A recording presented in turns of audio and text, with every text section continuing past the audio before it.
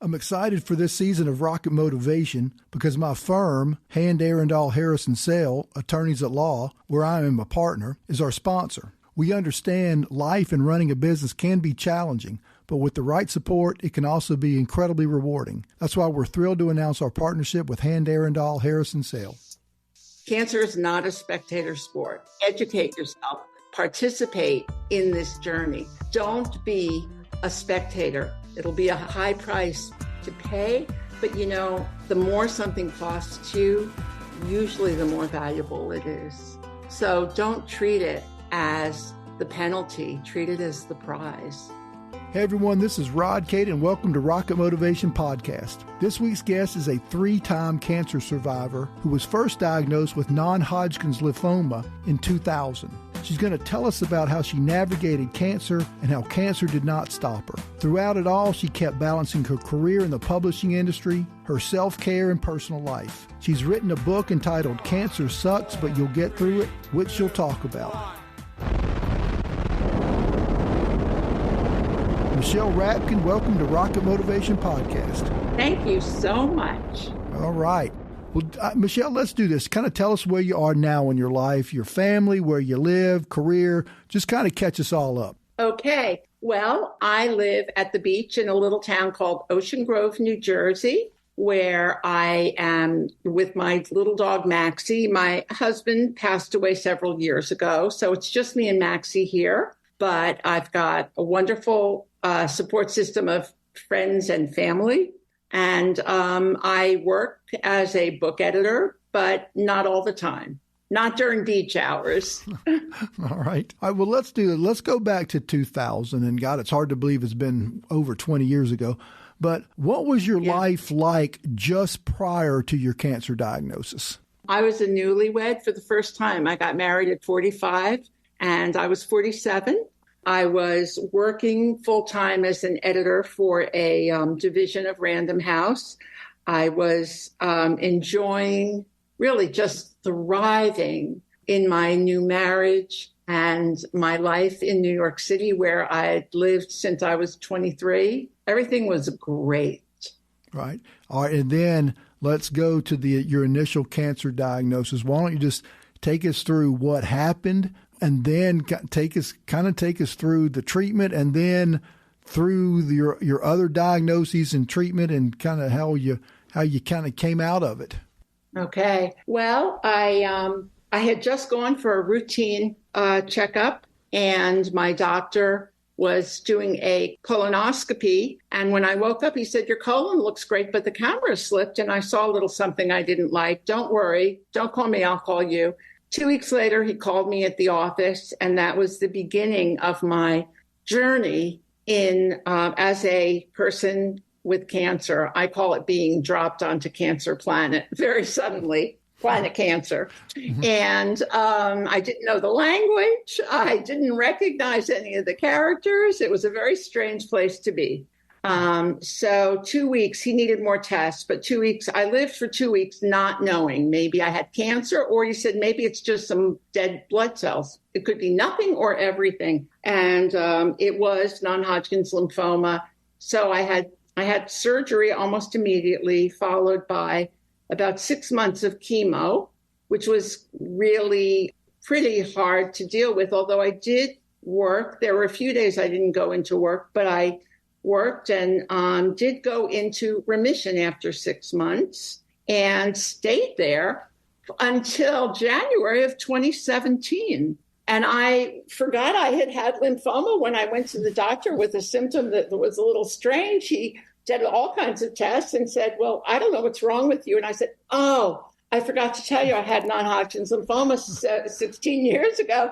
And he walked out of the room and came back, did another test, and that was it. So it came back. They didn't even let me out of the hospital. I just stayed there while they pursued it, did not a surgery because they couldn't do a surgery, but they did insert a port, which I still have, where they would give me chemo through it. And I started chemo. And after 6 months of a pretty tough chemo, I was in remission again. And that was the beginning of 2018.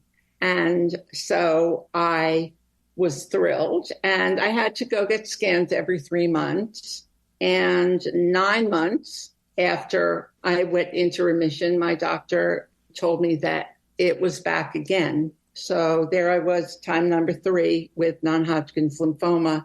And at this point, there was nothing, there were no chemos available for me because there are only so many chemos that you can be given.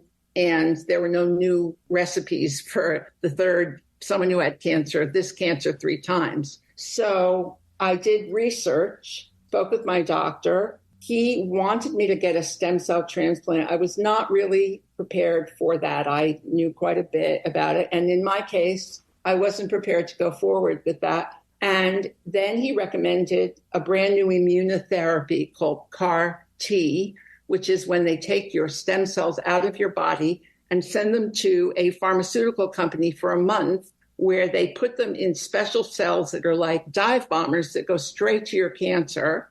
And you wait 90 days, and you have to stay right by the hospital for 90 days. And then you do a scan. And my doctor in Philadelphia, where it was done, said, you've done so well. I'm sure that your cancer you're in remission. And when I came back from the scan, it turned out I wasn't still in remission. My cancer was still there. So I went home and saw my own local oncologist who had worked very closely with the Philadelphia doctor. And he said, this is August. 2 months ago, the FDA fast-tracked a brand new chemo that works only for third-time cancer patients with your particular non-Hodgkin's lymphoma. Why don't you do it? And I did. And I had 6 months of pretty rough chemo. And nobody was that optimistic. But when I had my scan, much to everyone's shock and delight, I was in remission again. And I've been there. I've just entered my 5th year of remission from my 3rd cancer. Wow. I mean, you talk about a cancer journey. I mean, that's quite a journey, especially when remission, then it comes back remission. And then this last time, I guess, were you feeling pretty bleak until the FDA comes up with this new or approves this new treatment? I was in shock. I thought that I had prepared myself mentally for the time when the cancer might come back. This type of cancer does, if it comes back once, then it's going to come back more than once. So I thought I was prepared to some degree. I wasn't as prepared as I had expected. So I was trying to make my peace with the fact that I was going to go down this last leg of this journey and meet my maker. Well, and when you say that, how did you wrap your head around that when I guess what you're saying is that, all right, this is it. And I got to prepare myself for the final chapter. I mean, how do you do that? Well, I'll give you a couple of things that come to mind.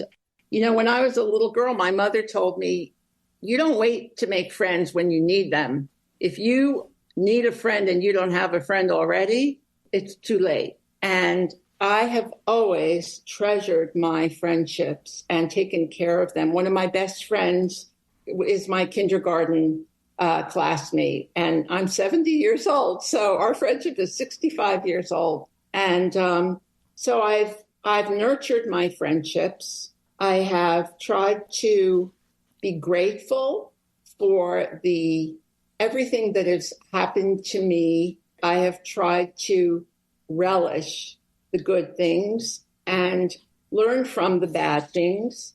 And my faith is a big part of my life. So I was very prayerful. I wasn't praying for longer life or a miracle. I was just praying that I could get through these last months. And before you know it, they did this scan. So I lived my life. Each day I learned, when my doctor called me 20 years ago and said, we probably won't know for 2 weeks whether or not you have cancer. I was struggling a lot. And I was doing research. I closed my office door all day long, and I would just do research about my cancer and worrying that, that's what it was going to be. And I had a thought, which was, in 2 weeks, whether or not you had spent these 2 weeks worrying or spend these 2 weeks as if you are healthy, because I had no symptoms, the result's not going to change a bit, but you will either have wasted your last 2 weeks before you knew you were sick, or you will have added 2 weeks of devastation to this difficult part of your journey. Which are you going to do? Gotcha. And tell me this, so during this time, where beginning in 2000, when you were first diagnosed, up through the time, like as you're continuing to work and you're doing the chemo and you're in remission, then it comes back and then more chemo and then remission. How are you balancing your life? How are you balancing your career, your relationships, and this cancer battle? Well, for one thing, I am pretty fortunate in that I'm pretty good at compartmentalizing. I know that that's not necessarily an asset, but in this case, and also when I'm faced with a crisis, not just my own, other crises in my life, my knee-jerk reaction is to put my head down and get myself through it and deal with the repercussions, that they become secondary. And so that was part of what I did. I accepted that I was in chemo, that maybe it was going to work, maybe it wasn't. It was pretty hard. Every single time I was in chemo, I swore I would never do chemo again. It was so hard. And guess what? I did it again twice. Mm-hmm. So we never know what we're going to decide at any given time. But I also did as much as I could, but I listened to my body. So I didn't try to be Superwoman. I just tried to spend my time well. And I will give you another answer. I learned early on during my first diagnosis, I felt so powerless because just in a very superficial way, all of a sudden you're on someone else's schedules. You're on other doctor's schedules. Doesn't matter what you have planned. You got to be getting that test, going to that doctor. You're in a thin wrapper robe. You look ridiculous. You're so vulnerable, and you have to stay in that little waiting room as long as they want you to stay. You have no power. And that was devastating to me until I realized after a couple of weeks that, you know what, Rod, the day that I was diagnosed with non-Hodgkin's lymphoma, I was also named CEO of a major health concern. And that was my health concern. And I was not powerless. I could actually participate in this journey and make choices. But if I was going to be a CEO, I'd better be a good CEO because I had the most to gain or the most to lose. And so I had to hire a really good team. And then I had to do my homework. So I knew what I should be asking them. And when they had decisions to make that I participated in, I needed to know when to agree and say, you're the expert, go with it. And when to say, well, wait a minute, have you looked at such and such? And so I had a full-time job and I was CEO. And I think that helped me so much. Right. Well, and that's probably a good segue into my next question, because you write the book, Cancer Sucks, but You'll Get Through It. Why was it important for you to write that book? So the day my doctor called me to tell me that I needed more tests and I might have cancer, but they wouldn't know for a while, I went in, took the tests, and I'm in the publishing business. So I went straight to the bookstore, straight to the cancer section, and looked for a book that would say to me, okay, you might have cancer. What do you do now? How do I find an oncologist? What questions should I ask, et cetera? The cancer section was full of books, but there were no books like the one I wanted. There were books about other people's cancer journey, which might be interesting at some time, but not at that moment when I needed it. I needed information for me. And then there were books about very specific types of cancer, very heavy duty medical, but nothing about how you feel being dropped onto a planet cancer, what your friends can do, how you can participate in that. So I kept track of cancer books, and I There wasn't a cancer book like that. And that book would have helped me the first day I learned that I might have cancer. And I wrote it. I can be a selfish person, but I wrote this book because I wanted there to be a book there for somebody like me who doesn't have a clue what to do now. Yeah. And we don't have time to go through the whole book, of course, but what are some of give me your top 3 cancer tips that are in the book that people might not know about. Okay. Well, the top 3. One cancer tip is when your friends try to be your friends, you can direct your friends and tell them, actually, I have a whole section for friends, what you should do and what you shouldn't do, what you should say, what you shouldn't say. Don't say you're so lucky it's just this kind of cancer. Lots of things that you better not say. And things, don't ask what you can do. The person who has cancer, they have enough on their mind. They're not going to think of a job for you. And I have a list of many, many things that they can do, from cooking meals to babysitting to just walking in and saying, where's all your dirty laundry? I'm going to wash it and dry it and fold it for you. So guide your friends is one tip down the line. Make sure that there are lots of physical things.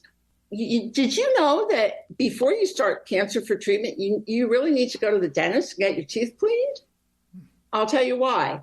Because once you start treatment, especially chemo, you can't get a cut or a nick. Your blood should not be emerging. And so if you haven't gotten your teeth cleaned before you started chemo, you're not going to be able to go to the dentist until you're done. Very practical things like that are in the book. Here's another one. It's not my top, but it's coming. Another thing that triggered this book, when I first got chemo, it was about 10 days into it, and I knew I was going to lose my hair. And my friend Abby Wood called me, and she had just come through a huge, huge cancer journey. And she, 20 years later, is great too. But she said, Michelle, and she said, you know what? You should not get a cold. When you are going through chemo, you really need to try not to get sick, because then they'll have to stop the chemo until you get better. So you're supposed to avoid germs. She said, you know what's going to happen in about a week or 10 days after you lose your hair? I said, what? She said, you're going to think you're getting a cold because your nose is going to run constantly and you're going to get really worried. And she said, guess what? Doctors don't realize this because they're not in the nitty-gritty, granular day-to-day chemo. But I can tell you for sure, don't you worry about it. When you lost your hair, you lost every bit of your hair, including your nose hair. And so all those little drips that your nose hair is supposed to catch, now they're just going to come straight out of your nose. And guess what? The only thing you need to do is not call the doctor, just carry a Kleenex. So there's information like that is really meant to be helpful on a very practical level. Gotcha. And so, what advice would you give for someone, recently diagnosed with cancer that comes up to you and says, Michelle, I know you've been through it. What advice can you give to me? Well, the first thing I would say is, I'm really sorry that you have to go through this. And it really does suck.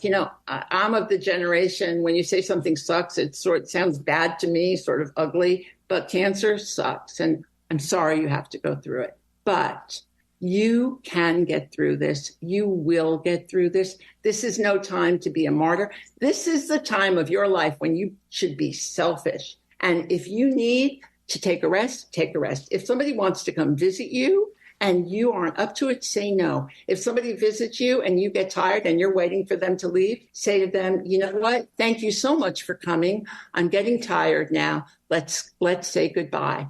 Put yourself first and listen to yourself, and also educate yourself. Participate in this journey. Don't be a spectator. Cancer is not a spectator sport. Gotcha. Michelle, going through your journey and what you've been through, what have you learned about yourself? I've learned that I'm strong, and I've also learned that I'm weak. And when I'm weak, there's things that are not in our control. And that's not weak being not good enough. It is knowing what human beings' limits are. And there are certain things that I can't control. And so, like the old serenity prayer, my job is to do my very best and then to let go and accept the future, and also to live in the moment. I try not to think too much about the future because I have a little dish of glass cherries that I bought that sit on my counter. And every day when I look at them, I am truly reminded that, life isn't a bowl of cherries. But for me, if I'm healthy, if I have a home and friends and family, my life really is a bowl of cherries. And Michelle, I want to broaden the question out a little bit because, Rocket Motivation Podcast, it's all about, people dealing with and overcoming adversity. And so just outside of just the cancer part of it, what advice would you give to somebody who's dealing with adversity, just having some tough times, just trying to get through something? What do you tell them? I would say to them, there are very few things that we go through that don't offer us opportunity. And I am not the same person I was 3 cancers ago. I have learned very painful lessons, and I have learned every lesson I've learned, I'm grateful for. I'm not afraid to go up to somebody or call somebody who is going through the death of a loved one. And I don't actually say, I'm sorry that your loved one passed away. I say, I'm really sorry that they died. In other words, I have a certain amount of fearlessness and compassion that I didn't have in terms of dealing with challenging issues. And I think that they can learn things and become different people. It'll be a high price to pay, but it's true that no pain, no gain. That sounds really trite right now, but the more something costs you, usually the more valuable it is. Right. So don't treat it as the penalty, treat it as the prize. Right. And Michelle, if somebody wants to get your book, Cancer Sucks, But You'll Get Through It, where can they get it? Well, they can order it at any online bookstore or their local bookstore. I hope their local bookstore has it, but if not, they can get it. Amazon, broadleafbooks.com, which is my publisher, any of those places. It's pretty easy to get. It's on the web. I've seen it. All right. Well, I highly recommend anybody that cancer is touching your life in any way, you need to go out and get this book, because just a just common sense, practical, what you might need to know, I would think would just be invaluable to have. But Michelle, I want to thank you so much for being on the show. It's been a pleasure having you on. You got great insights, but I always give the guests the parting shot. So you can't get away. You're not going to get away that easy. So if you would dig deep, give us something really good to take us home. Honestly, don't feel like you're powerless. You have more power today than you had before the crisis. You might have to work a little harder. With power comes big responsibility, but don't back down from it. You're the boss. You're the CEO of your illness, of your life, and be a good one. Gotcha. Great stuff. Well, Michelle, thanks so much for coming on. Thank you, Rod, so much. I've just thoroughly enjoyed this time with you. What a great episode with Michelle Rapkin, navigating the diagnosis and treatment of cancer 3 times and sharing what she's learned in her book, Cancer Sucks, But You'll Get Through It. Just a great message. This episode ends Season 7 of Rocket Motivation Podcast. We'll take a quick break and come back strong with Season 8. See you then. Thanks again for listening to Rocket Motivation. I want to again thank our sponsor, my law firm, Hand Arundel Harris & Self, with offices in Mobile, Birmingham, Fairhope, and Athens, Alabama, and Destin, Panama City Beach, and Santa Rosa Beach, Florida. We are uniquely situated among the Southeast major law firms to provide legal direction to clients throughout Alabama and Northwest Florida. So whether you're looking for legal advice, litigators, or simply a partner you can trust, Hand Arundel Harris & Self is there for you. Thank you for listening, and be sure to check out Hand Arundel Harrison Sale for all your legal needs. Visit our website at handfirm.com. And if you would like to get my book, Get Back Up, it's available at Amazon. Just put in Get Back Up and my name, Rod Cate, and the book will pop up. I'd appreciate it if you would subscribe to Rocket Motivation wherever you listen to your podcasts. And please rate and review the shows and spread the word about Rocket Motivation to your friends. So until next time, remember, never give up and always get back up.